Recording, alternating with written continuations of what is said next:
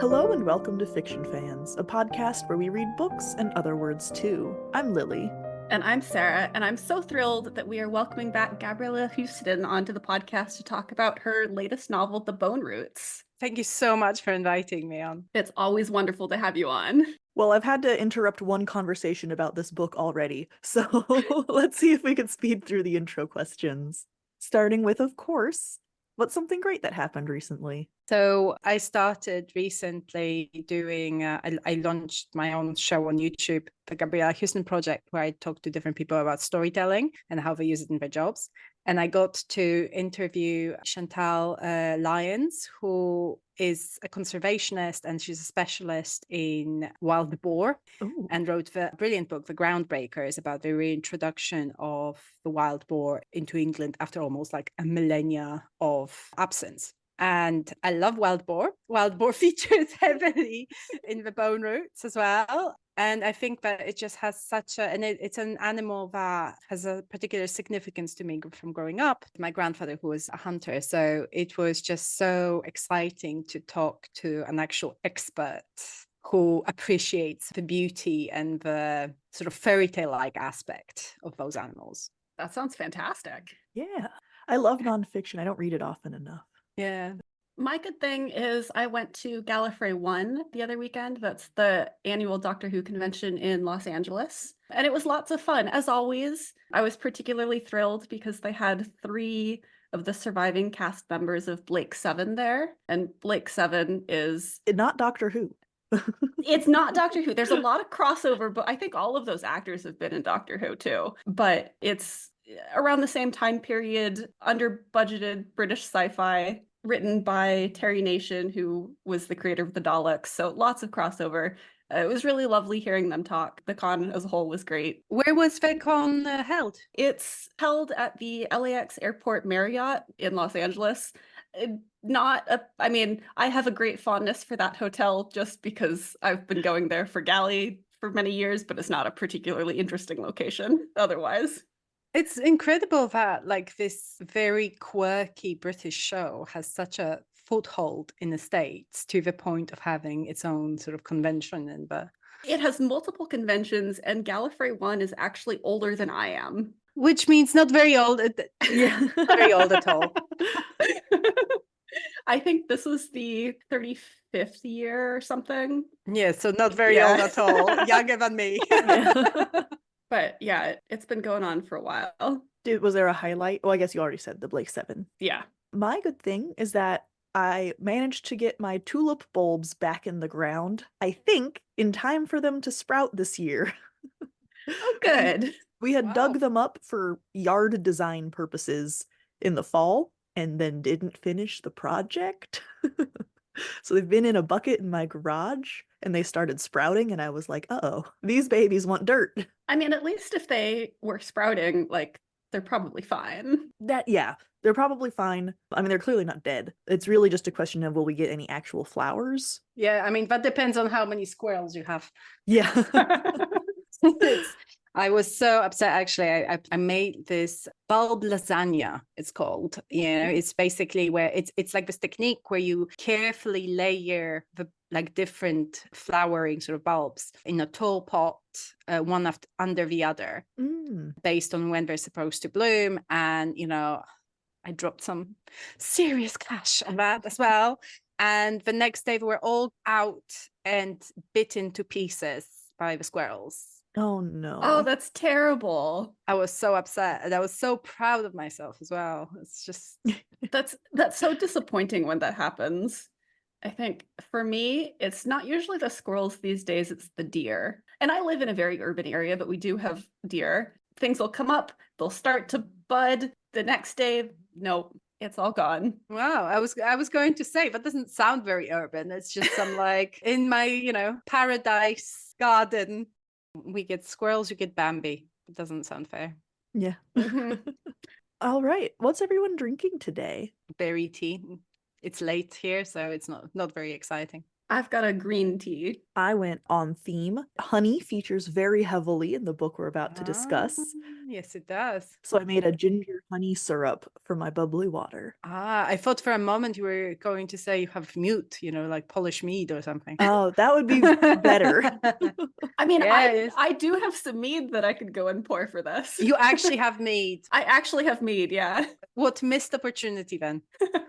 I figured noon is a little too early to start drinking mead, even if it is on a Saturday. I mean, it's late here. Yeah. True. And no one knows it's noon. We can just tell everyone it's not. But now the plan's out, so. Yeah. So, other than the Bone Roots, what's everyone been reading lately? I picked up a book. Well, I picked up a lot of books at Galley, but one of them is a book about David Whitaker. It is David Whitaker in an Exciting Adventure with Television by Simon Guerrier. And David Whitaker was the first story editor of Doctor Who. So this is a biography of him. Exciting. Yeah, I started reading it on the plane home. I'm about 100 pages in. There has been no talk about Doctor Who just yet. We haven't gotten to that point, but it's been good. Interesting things happening beyond Doctor Who. Yeah. Yes. When you asked about what everyone's reading, my mind went blank and I panicked a little bit. Like I told you before, I always panic when people ask me what I'm reading right now. But I mean, aside from the groundbreakers, I just finished a lovely book by Laura Pearson, The Last List of Mabel Beaumont. And it's a story of this octogenarian who is widowed, and she decides to start looking for her childhood friend, her best friend, another world, who kind of ghosted her just before she got married to her husband. And it's such a lovely, it's so rooted, like, it's a very like, small town in England kind of atmosphere, but it's just so hopeful, like that there's nothing is ever too, it's not too late until it's over. Like, it's never too late to start your life again and to sort of actually pursue what you want to do. It's just a very kind of hopeful book, and I thought it was quite beautiful, and it was very touching in many. I don't want to give too much away, but I was going to say, calling it hopeful makes me think that she is able to find her friend rather than discovering that she's too late and everyone's dead. And yeah, it's not a miserable, but I mean, it has a lot of sort of, it has some darkness and it has some sadness in it, but by and large, I think that it's just a very, very sweet story, because people tend to think like, oh, I'm in my 40s, it's too late to start this, or I'm in my 50s, it's like it's over for me, it's downhill from there. And I like how it doesn't have to be this way, Absolutely, yeah. Absolutely. I've been more of a book collector than a book consumer recently. So I've got nothing for this, unfortunately. Just to be read pile. Yes. Ceiling high. Yeah. Growing every day. That's what they do. People can write faster than I can read. Especially collectively, yes. Yeah. People as a whole. But I did read The Bone Roots, which was very good. Very stressful. Yeah. I think Sarah and I were texting back and forth the whole time going, I am so worried for these characters. Yeah, like I loved it. It was great, but it did give me deep and a biting anxiety reading it. Oh, I wasn't expecting that. I was like, well, I have to keep up the tension a little bit, You did an excellent job of keeping up the tension. Part of that might just be that I'm like really a wuss when it comes to tension, but yeah. It was great though. I mean this in a very positive way. Yes, it will give people good kind of anxiety, yeah. Yeah. Mm-hmm. So this book focuses on two mothers, and I think Sarah and I debated for a while whether one of them counts as the main character or if they just share that position. And I was wondering, Gabriela, if you had an opinion on that. Certainly do, but I don't want to dictate to people how they would read it. I mean, for me, it's a story of the two of them. Like one can't be without the other. It's so central to the plot. They're very different characters. And I think people are sometimes more prone to establish like one character as a main character, depending on which one they identify with more or which one they kind of feel more sympathetic towards, which definitely was my experience after writing The Second Bell, my debut.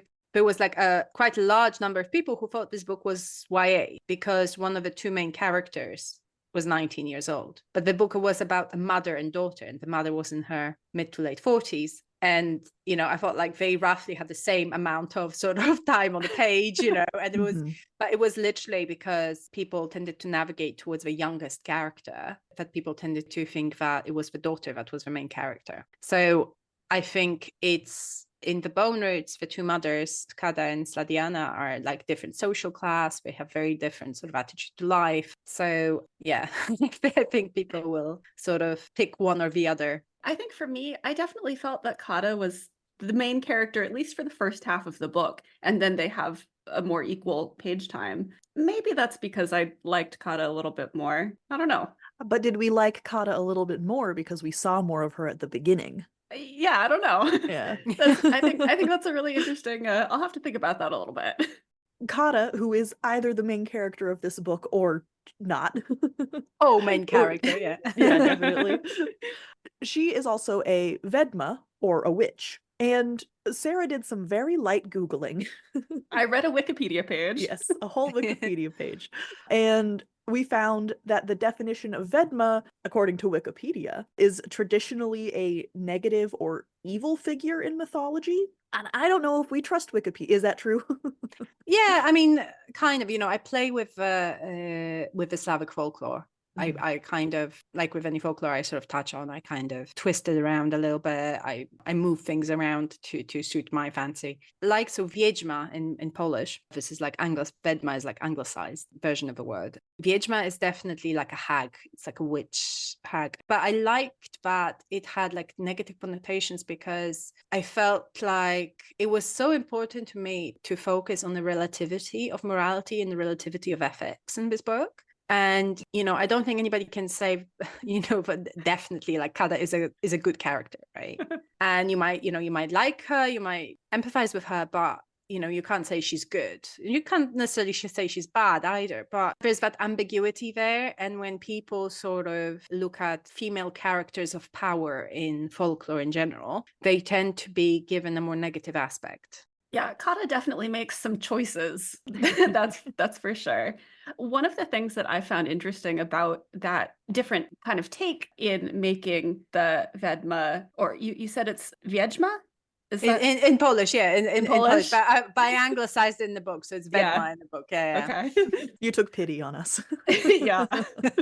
Oh, it's like Świtosz. I tried to anglicize that. Yeah. But I think it's interesting changing that to a more neutral position, because I feel like you were saying, you know, the way that lore looks at women in power, it can kind of mutate the perception of acts, right? Something that is not necessarily done for bad reasons or is not necessarily bad at all can often be kind of twisted into something negative. And I think we see that a little bit. I don't want to go into spoilers yet, but I think we see that a little bit in the Bone Roots as well. Yeah, I think definitely Kada is, you know, going back to whether she's the main character, she holds more information. So, you know, she is the keeper of the main secret of the book. And we don't sort of find out what it is until the end. And I like, you know, I wanted her to own that power, and like not just in terms of secrets, but just in terms of not being apologetic for it. You know, she knows she's dangerous. She doesn't try to hide it. She does a lot of good for her community. She helps people. You know, she does have kindness in her, but she's also not diminishing herself for the comfort of others. And even at the beginning, when she has more of a neutral place in the community, which does sort of change as the book goes on, she's always sort of othered by the people that she lives near, which does make for a very interesting, like, dynamic between them, because they really rely on her. They need her, but do still kind of keep her at arm's length, which was an interesting sort of tension on top of the tension on top of the tension. Yeah, I mean, I was thinking about, there's always been people in a community, and like whether it's big or small, who by necessity were kind of on the outside. And I can sort of compare it slightly to like governesses, you know, in a kind of Victorian era, in a kind of Regency era, who were not servants. After all, they looked after the children of the sort of masters, but they were not family, not quite family either. and they were kept at arm's length at both. They were kind of above the servants, but they were still sort of servants themselves. And I was thinking about those imbalances of power in this quite a bit. There's a small character, Alinka, in the book, a serving girl who I don't want to get into too much detail to say, I don't want to spoil it too much. But I was thinking quite a lot about those sort of power imbalance within the family, within the household, and how people would react to each other. And of course, Kada has a lot of power in herself, but she still is paid to sort of serve this community by the man who employs her, who is kind of like, you know, he collects sort of the taxes from community and he sort of employs her on behalf of the community. So she is still an employee for all her power. And there's also that power imbalance in their relationship, because they do, I mean, he wants to marry her. And for a while, one of the things that added to my tension reading the book was I kept expecting that to go wrong because she keeps refusing him. And I was like, surely he's going to be a terrible person. And, you know, there's good, that's going to come to a head. And I don't want to spoil things, but it doesn't quite happen that way. So I was glad about that. Yeah, I really like Gorce. I really like Kada's employer. You know, there are different kinds of romantic relationships portrayed throughout the book. Some of them are more healthy than others. But I also wanted to portray a relationship that can be genuinely supportive. And I think in terms of kind of romantic relationships being portrayed in fantasy genre and things, there's like the toxic tropes are very rife. Like people really like reading about the slightly sort of unnerving kind of romantic partners for main characters. And, you know, while there's some of that in the book, I also wanted to show that there is like, there can be, in fact, perfectly nice relationships that, you know, might have their quirks to sort of iron out. I'm not saying there's not, but I would like to sort of there to be more kind of healthy relationships in fiction in general. And we're going to talk about the relationship more in the spoiler section. But I will say that even though I started out reading this book not thinking that it was going to end well between the two of them, their relationship ended up being one of my favorite parts. Because yes, they do have some kinks to iron out, like you say, but it does end up being an incredibly supportive relationship. And I loved that. They were so cute. That was a spoiler, but I'll allow it. Yeah. Yeah, I get it. That's light spoilers. Light spoilers. I think that's a great example, though, of how tense this book is, making everything seem ominous in a way that doesn't actually end up like shaking out half the time. Like on the surface level, at the beginning of this book, Kada is just kind of running around doing cool witch stuff, which like could have had a cute acoustic background music and been just like a fun slice of life. But the whole time we're reading it, dreading what will happen next. Yeah, I mean, because, you know, she is preparing, right? Mhm. So even while she's doing the, you know, the cool witch stuff, there is a purpose to it. And like, so I wanted to kind of convey that she wasn't doing things haphazardly. She was doing everything very deliberately. So in every one of her actions, she was getting something else out of it. So it wasn't just that she was helping a couple who just had a baby, you know, get their little protector spirit for the house, their little domovoy. She was also getting something out of it. I also want to show like that there was like a whole layer of stuff that people didn't see her dealing with. So, you know, they might see that she secured them a protective home spirit domovoy, but they didn't see the really dark stuff that she had to do in order to secure it. So maybe that's what made you nervous. Yeah. A little bit of that too. I think also just based on the blurb at the back describing what the book was about, I think that helped keep me aware that, you know, this wasn't going to be cozy fantasy. But I think that very deliberate quality to her actions keeps it from feeling like a cozy fantasy, even though a lot of what she does, you know, could very well be cozy, considered cozy. I'm ready for the prequel. That's just before all of this. It's just Kada running around doing fun stuff. Yes, it's just like a short story. I actually did like a short story that is like automatically like an exclusive that I thought like, you know, trying to get subscribers for my newsletter. But when people subscribe, they get an exclusive prequel about Aunt Kashmira. Ooh. In her in books. So I thought like some juicy prequels might be in order. So I did write one. So Sarah and I read different formats of this book. I read the physical book, and Sarah, you read the ebook, right? I ended up reading the ebook. I do have the physical book, but I ended up reading the ebook. So I think this might have affected my reading more than yours, but the chapter lengths were very varied. You know, there'd be one that's half a page and then one that's pages long. And something about that kept me so off balance while I was reading the book that just sort of contributed to the whole ominous feeling of everything happening.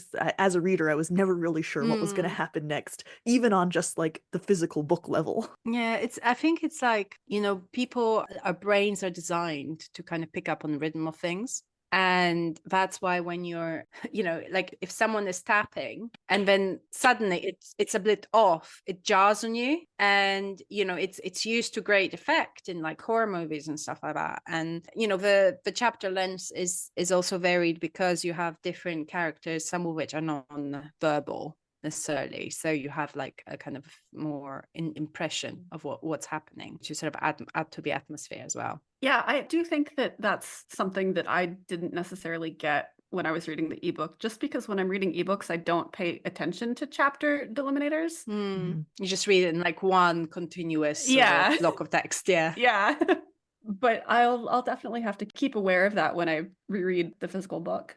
Something else that I liked that I think kind of contributes to making this book a little more emotionally fraught is that there's not really a villain, right? It's just regular, more or less regular people with clashing motivations, but they're all sympathetic. Like it's you're not necessarily rooting for one because the other person is terrible, right? That is very deliberate. I feel like people in general, right, like to have villains or heroes in the life, and usually portraying my friends, we are the good guys, right? And in politics we see all the time, it just depends what media you consume. It depends on your particular geographical location, what is convenient, who is your country's ally, like that.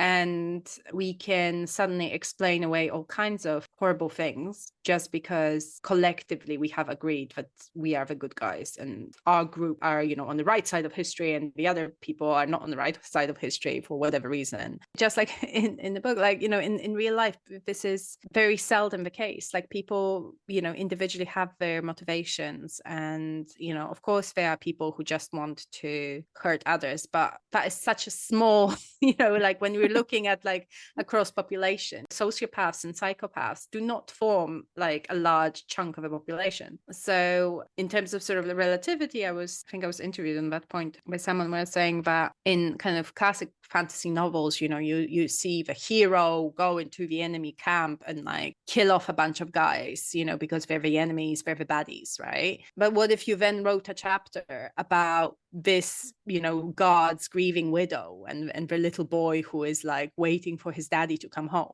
Suddenly your hero might shift somewhat, right?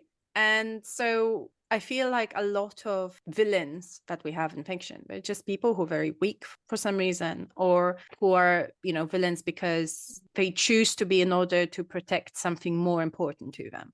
Absolutely. Despite all of the tension we've been talking about this whole time, I wouldn't call this, a super dark book, but, genre definitions can vary very broadly from person to person. So would you tell our listeners what you consider this book? Oh, that's tricky because those definitions, they're mostly made up by booksellers, right? Mm-hmm. They're a way to where do you put the book?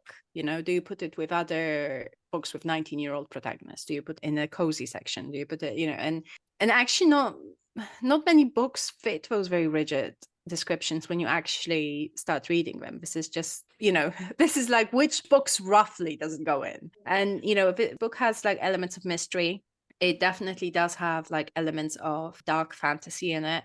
But it also has elements of, like family drama, because you have, at its core, it's about two mothers who are trying to protect their children, right? And it has older female protagonists. So I don't know where that would go, probably drama section as well. I don't know.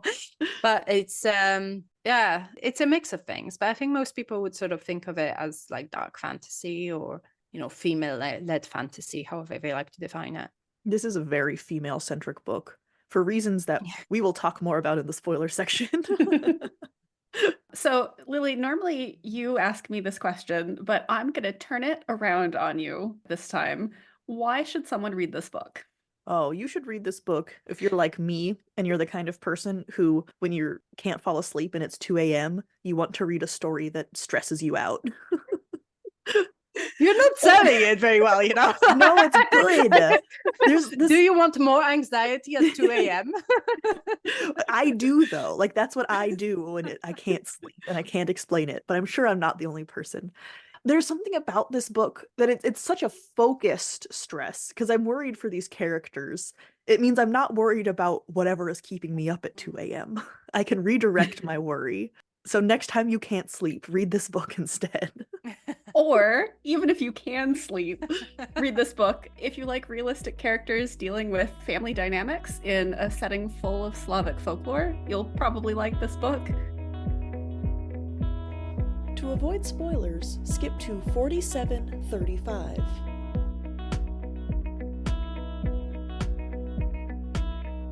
And now we're there. Now we're in the section where we can talk about all of the secrets. Exciting. I'm always so nervous about doing can I talk about the spoiler? Yeah. You know, can I mention this character? Because if I mention them, I have to mention what the role they play in the book. Yeah, it's hard. The non-spoiler section is hard because there's so much that I want to say all the time. And I mean, I didn't, as you pointed out, Lily, I was not entirely successful in keeping that spoiler-free. Little bits of spoilers. I don't think that ruins the reading experience. No, I don't think so. But so going back to the relationship, and Gabriela, I don't know how to pronounce his name correctly. Gorcaj? Okay, because that's very different from how I was mentally pronouncing it.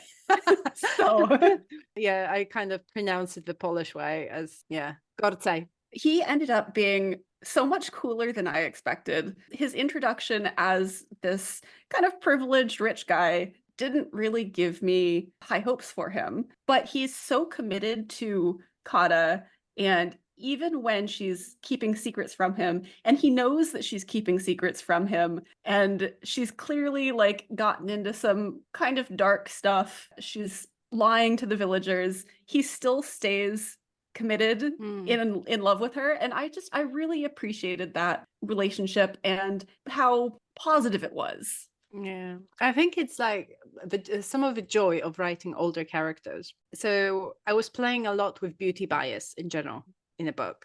I just find it a very, a fascinating topic because we seem to be kind of on a biological level programmed to ascribe positive characteristics to attractive people. And there was quite a bit written about that in the context of Trump's daughter, Ivanka, and the fact that she is kind of conventionally attractive and she is this type of this attractive American woman, like white woman, and she fits into all those kind of boxes that people tick. And so even though she wasn't doing anything particularly positive, people were ascribing all of those good characteristics to her, like, oh, she's a positive influence. There were those headlines like, oh, she's a positive influence on her father, oh, she's whispering in his ear to tell him not to do that or not to do this. And it's like, where is the evidence for that? And her long legs are all the evidence that those journalists needed, clearly. That's where she puts all her morals. She keeps them in her extra long legs.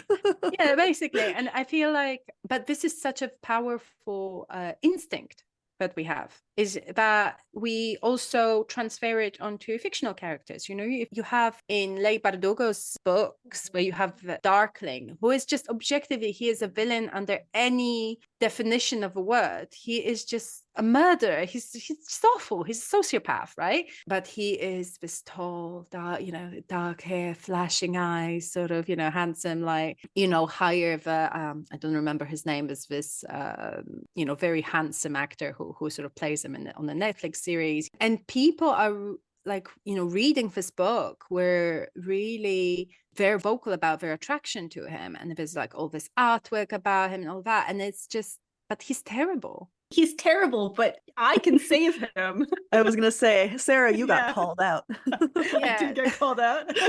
So we can't quite believe it, that, he can't be all bad because he's attractive, right? So I have a couple characters in the book who are very conventionally attractive, and I wanted to play with how much are we going to let them get away with just because they're conventionally attractive.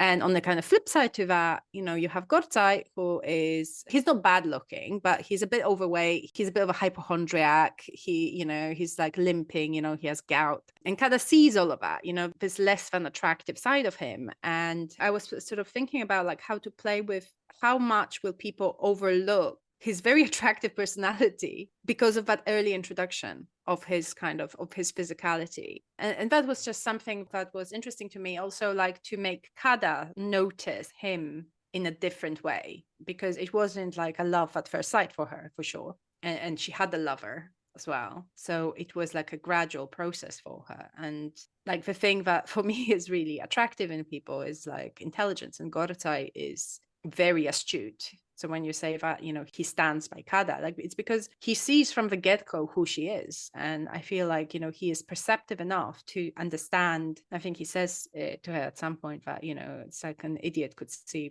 that you're dangerous. And he appreciates that side of her as well. So he wouldn't sort of fall out of love with her for displaying characteristics that attracted him to her in the first place.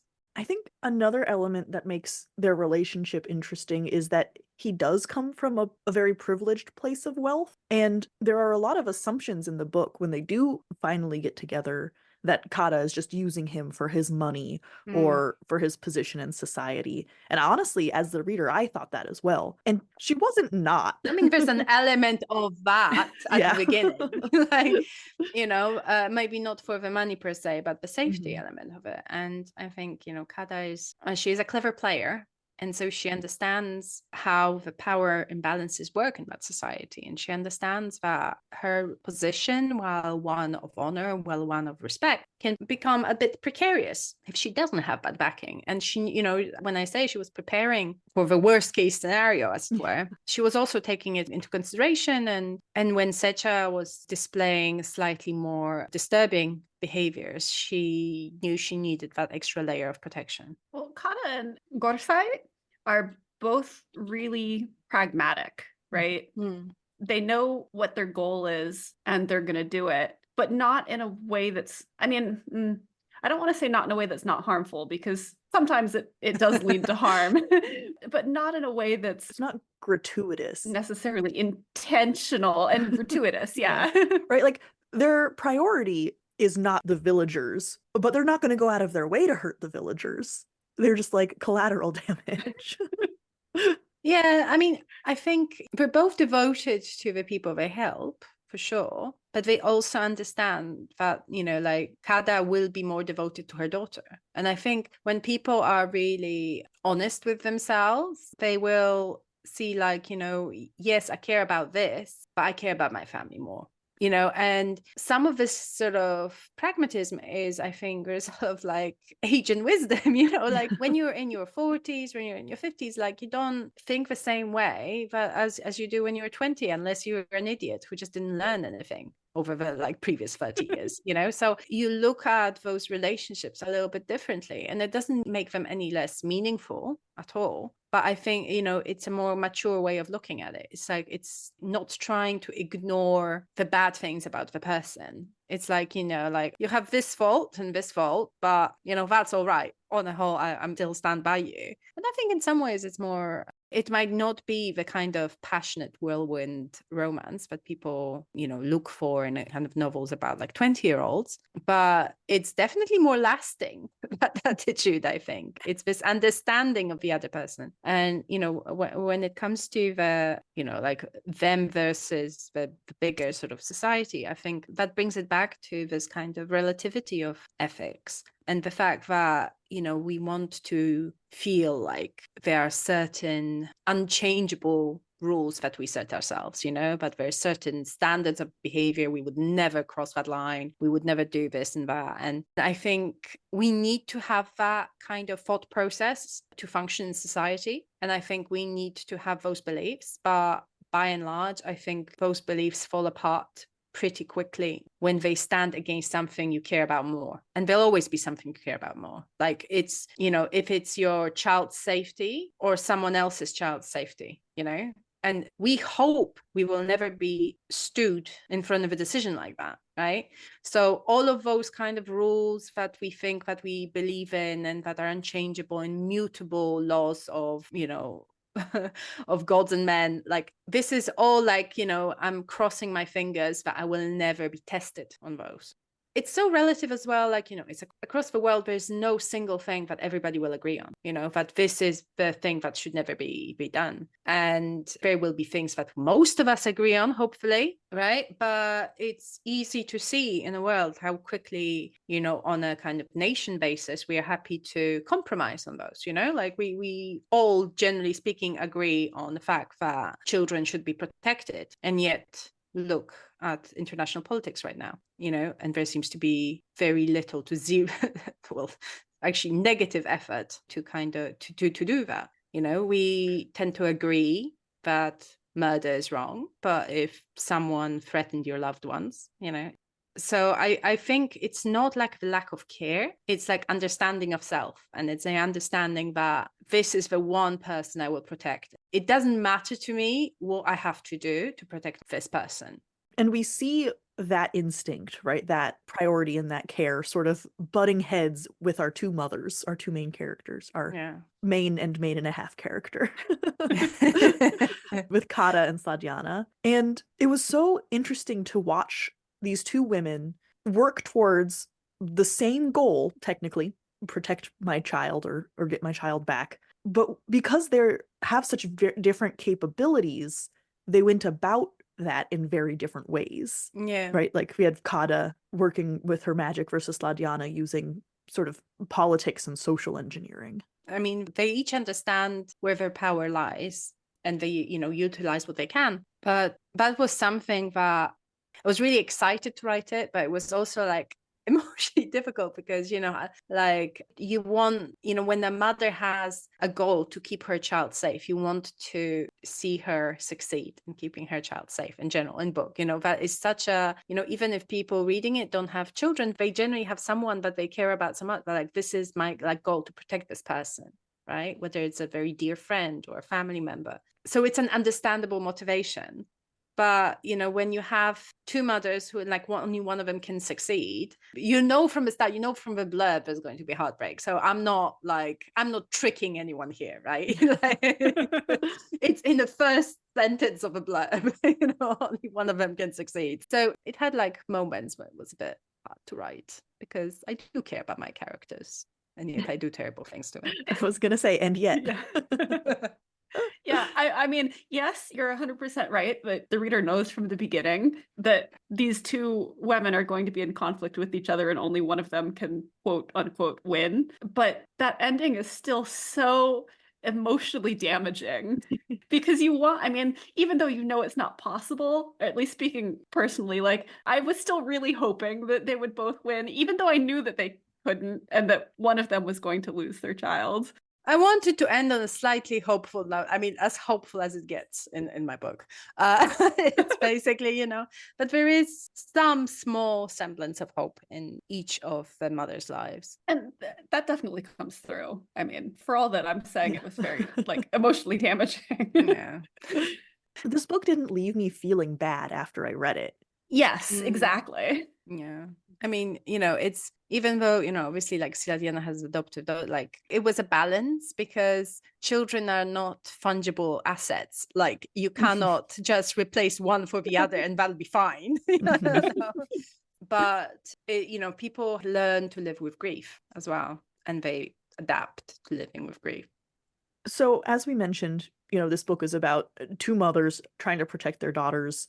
Very female centric, right? We're looking at, women characters having plots that have nothing to do with there is romance in the book, but the plot is not about romance, I would say. This novel manages to do that without making men the villain, which I think is a very lazy thing that happens a lot when you want to write a girl power book, you just make men suck.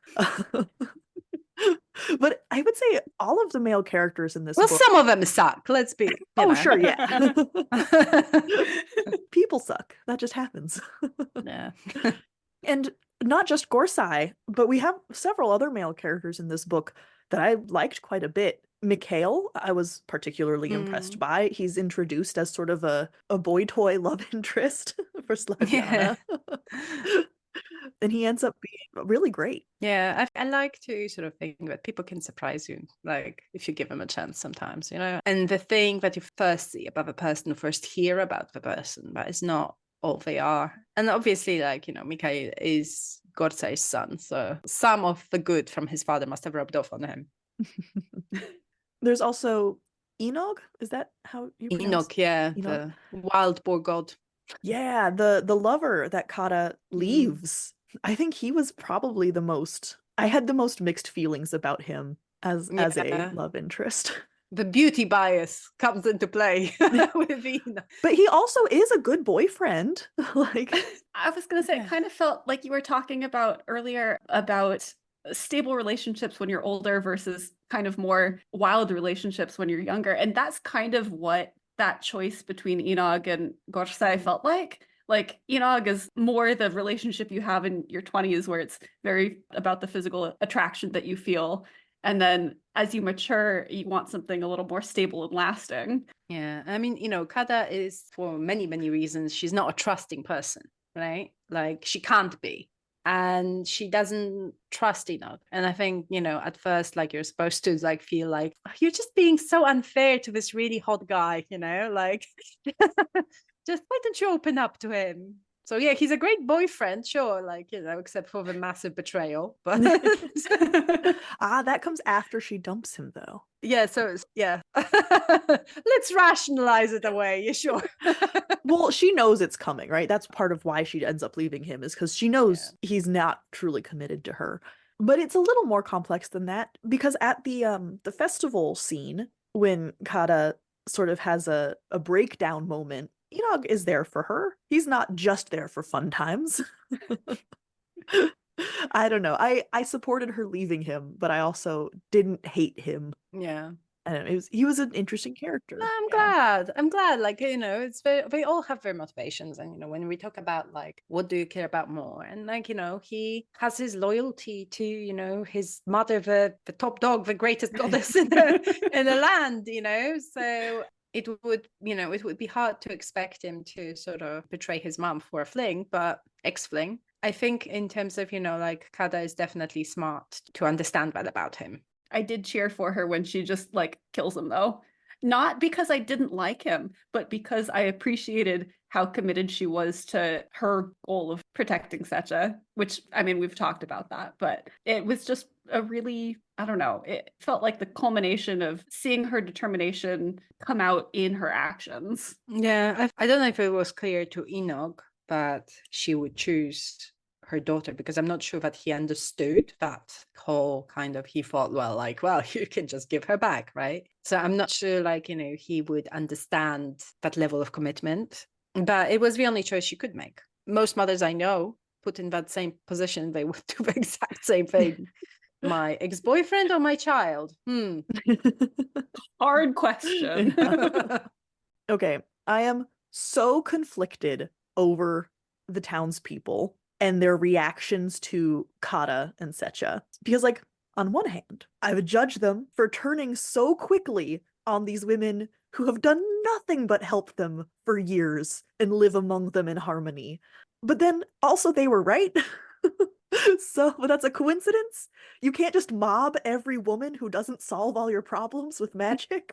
Yeah, I mean, you know, she didn't really do much to them, you know, like the one guy that she didn't help them find was already in the ground. So, you know, what do you expect her to do?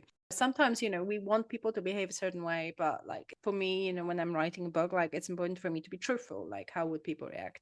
And people in big groups tend to react adversely to things they don't understand and things they can't control. And I think that is the mob mentality. And it doesn't matter, you know, it's like, and you see it all over, like, you know, Bosnia-Herzegovina, you know, like Yugoslavia, you know, neighbors who have lived together, you know, Palestine before, you know, before formation of Israel, like, you know, but people who lived as neighbors, as friends for centuries, you know, and you introduce another factor in, and suddenly they will turn so viciously on each other. And it's always surprising. It's always surprising, but it's just how people in groups seem to operate. And it's something that is quite difficult to understand from a rational point of view, and it's something that as humanity at large, we have not yet learned how to control. And in this case, they're being egged on by someone who benefits from the conflict in Slavjana here. But yeah, she doesn't help. Yeah, I mean, there's always an instigator, and they always have a good reason, you know. Mhm. They think they have a good reason, at least. Yeah, I mean, I kind of feel like this would have been the end result even without Sladjana. She just kind of accelerates things a little bit. Yeah, I think it's her presence was a trigger for a lot of those things, wasn't it? Because the child that she sort of adopted is a factor in what happens. And yeah, because it just kind of gives the hope to her daughter, but this can sort of find its conclusion that is more beneficial to her. I don't know. If Sladjana hadn't arrived at the wedding, maybe it wouldn't have gone that way. It's hard to say. I didn't write it that way, so I can't tell you. So when you were writing this book, how different is this final version from the first draft? Did you always sort of have this plot progression in your mind, or did it change as you were writing it? It's not very different. I tend to write very clean first drafts. So obviously there's like little things tweaked, like, here's, where you get editorial notes, like the pacing might be off somewhere, but you have to fix, or that you need to amp up the stakes in one scene. But this is pretty much how I wrote it. Yeah. I'm a pantser, as they say. So what I sold the book on, some of it, like the blurb, was quite different to the book I wrote. I wrote like an impression of a fox that goes through the fox thief, the child thief, this sort of terrifying presence in the lives of those two women. But I kind of discovered what was happening as I went along, and that tends to be how I write.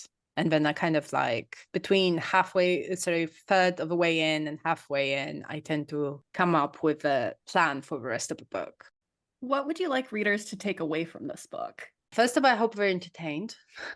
It's always my answer. I really, I want people to just enjoy the process of reading this book. I never want it to be one of those books that that pained you to get through, and then you're glad you did. Like I want people to enjoy reading the books. But I suppose the two things is like, I hope people see that older female protagonists can be really interesting to read about and write. I think they bring in a lot that has been kind of missing from the genre for a long time. I think older female protagonists have never been given enough space in genre fiction, and they very much deserve it.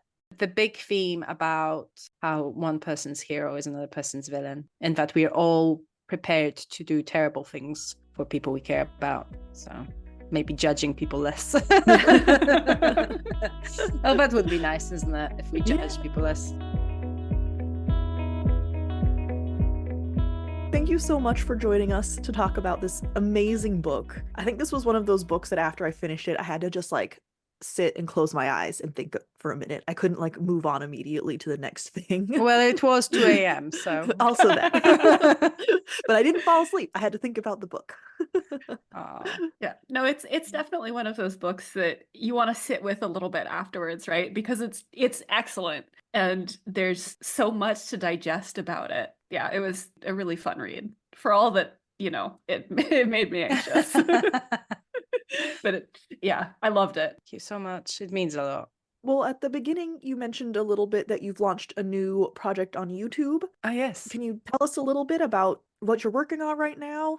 Oh, so this is a project that basically it's all about me having fun, really. It's called the Gabriela Houston Project. So it's easy to it's both on Spotify and YouTube. And it's basically about storytelling in all its forms, because I strongly believe that everybody utilizes storytelling in their everyday life, and most jobs have an element of storytelling to it, whether we realize or not. So I basically invite the most interesting people that will give me an hour of a life. and they're like researchers and historians and, geneticists and writers, of course, and artists and conservationists and all those really fascinating people. I had one, like cult survivor, and all of those people, storytelling is so intrinsically linked to what they do. And it's, whether it's how they communicate what they do to the outside world, whether it's how they, like tailor their findings or their life to sort of make it understandable to people. So that's the show. So it's basically a lot of really interesting people talking about how they use storytelling in their lives. Awesome. I can't wait to check it out. Yeah, that sounds excellent. Thank you. Basically, it's fun for me. It's all those people who would they're just way too busy to respond to a random stranger on the internet. But if I say, I have a show I want to invite you on, sometimes if they're particularly kind, they say yes. And then I can ask them all the questions that are swirling around in my mind. And that is such a privilege and it's such a luxury. So you've said that is on YouTube, Spotify, places where podcasts live. But where can you be found on the internet for people to follow you and buy your books? So I'm on GabrielaHouston.com. Very easy to find me. So you basically, I am on social media. I'm on Twitter, I'm on Instagram and Threads and Facebook more recently. But, obviously I have an email that people can reach me on my website. And if they subscribe to your email list, they get a prequel story. Exclusive short story. Yes, exclusive short story. And I also send a newsletter with, sometimes I put in whatever I fancy. So it's sometimes writing tips, sometimes I'm going to put in a recipe for Polish cheesecake in this one, it's just random things I put in there. And obviously news and links to events and all that. Awesome. Well, thank you so much again. This has been wonderful. Always love talking to you. Always love reading your books, even when they make me cry. Oh. It feels so psychotic to say. It makes me glad when people cry reading my books. But thank you so much. It's such a privilege, really. Well, it's our pleasure. It really is. Thank you so much for listening to this episode of Fiction Fans. Come disagree with us. We are on Twitter, Instagram, and TikTok at FictionFansPod. You can also email us at fictionfanspod@gmail.com. If you enjoyed the episode, please rate and review on Spotify and Apple Podcasts, and follow us wherever your podcasts live. We also have a Patreon where you can support us and find our show notes and a lot of other nonsense. Thanks again for listening, and may your villains always be defeated. Bye. Bye.